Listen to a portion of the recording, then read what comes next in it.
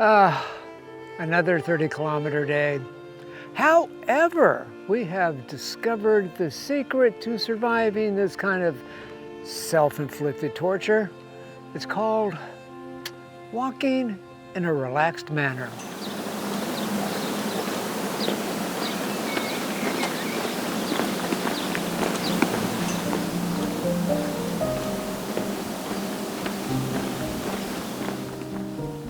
I don't know if vending machines say something about a town's character, but I do find it amusing that even at the current 6 a.m. hour, certain needs can still be met.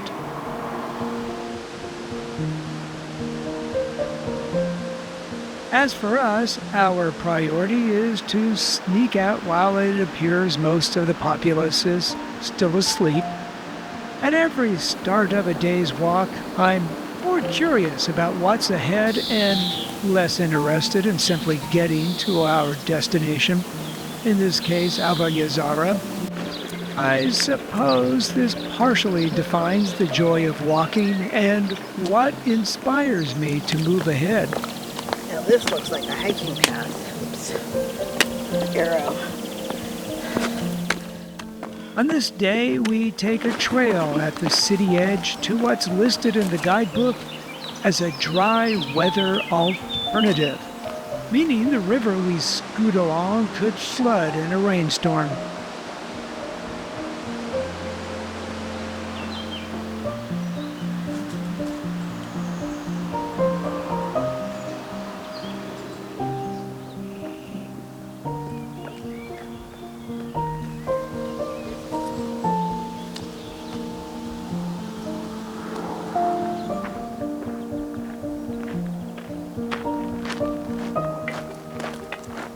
After about 3 kilometers, we come to this medieval bridge, thought to be built in the 15th century, or maybe earlier.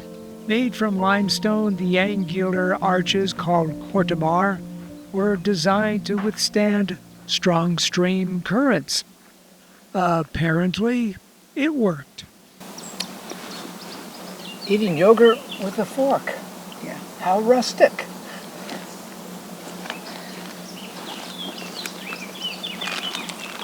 You have a fork. At least I have a fork. I'd be using my finger right now.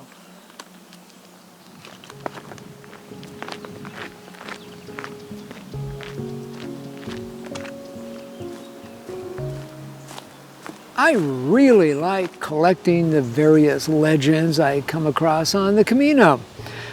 I think they say a lot about the people who live here and what's most important to them. Tomar has a doozy. It concerns Santa Irene and how she became a saint through martyrdom.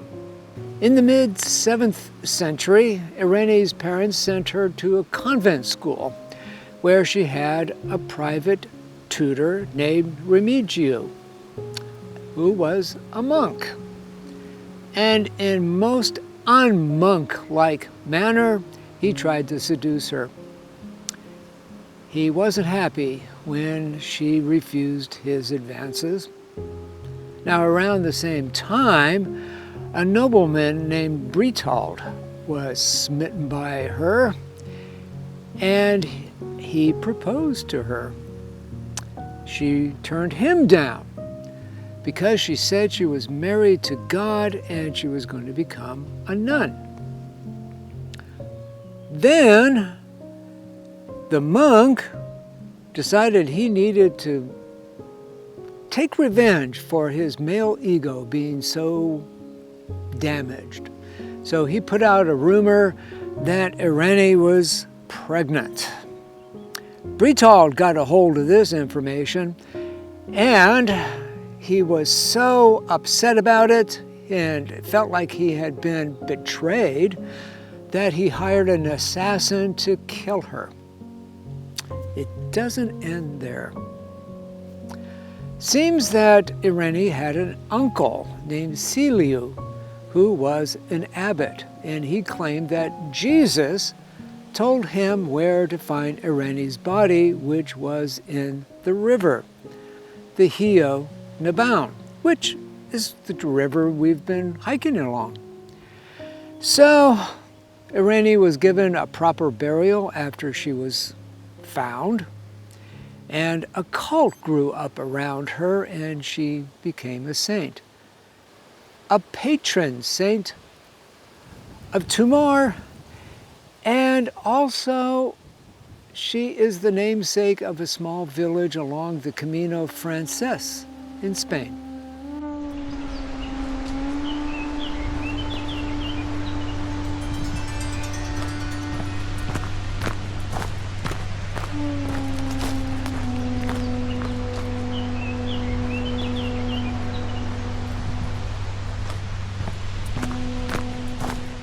We're going up into the hills or mountains. I guess it depends on where you're from and what you call them. Anyway, the cumulative ascent today is 1,300 meters, which is a pretty respectable elevation gain.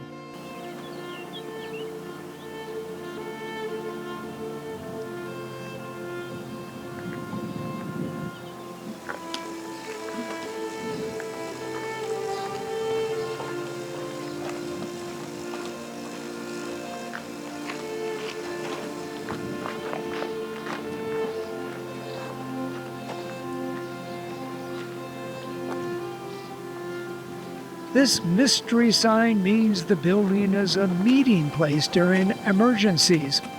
I suppose that might be useful to know.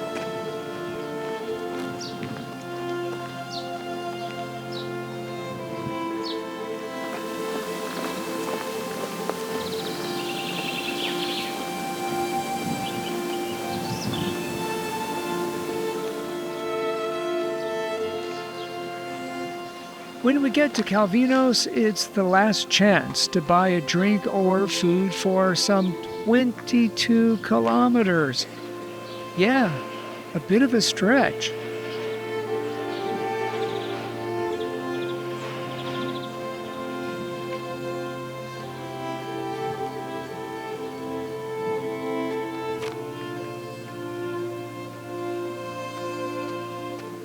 And then, as that distance shrinks, we come to this junction in a pleasant forest where the options are to head straight on an easy but slightly longer path, advertised as passing two Visigothic graves, or climb a steep rutted road for an undefined distance. Drink before going up. Oh, so we're going to the left, right? Yeah. Okay. All right. Steep, yes. Difficult and long? Not really. The unknown for us is, where does this lead? Did we make the right choice? Not sure. The wooded path lasts maybe a couple of kilometers before hitting a road that runs through an interesting collection of mostly dilapidated homes that sometimes look medieval in origin.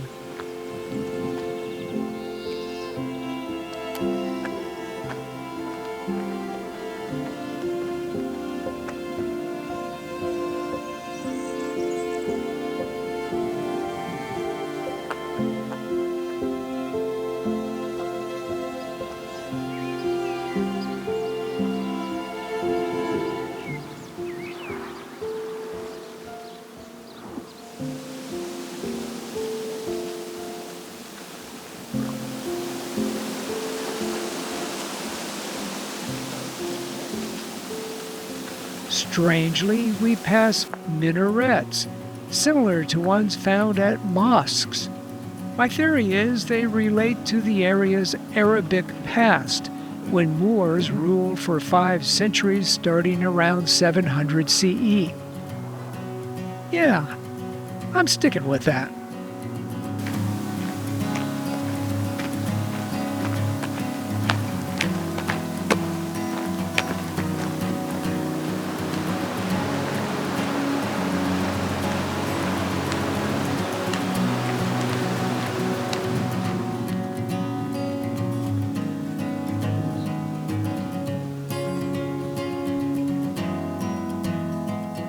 From here, the hike is lovely, hot, and windy. Occasionally, surprising. If nothing else, we refuse to rush through. Our philosophy is to appreciate every kilometer. After all, this is probably the only time we'll be here. Well, given that we're on our 4th consecutive day of 30-kilometer hikes, maybe it's time to talk about pacing.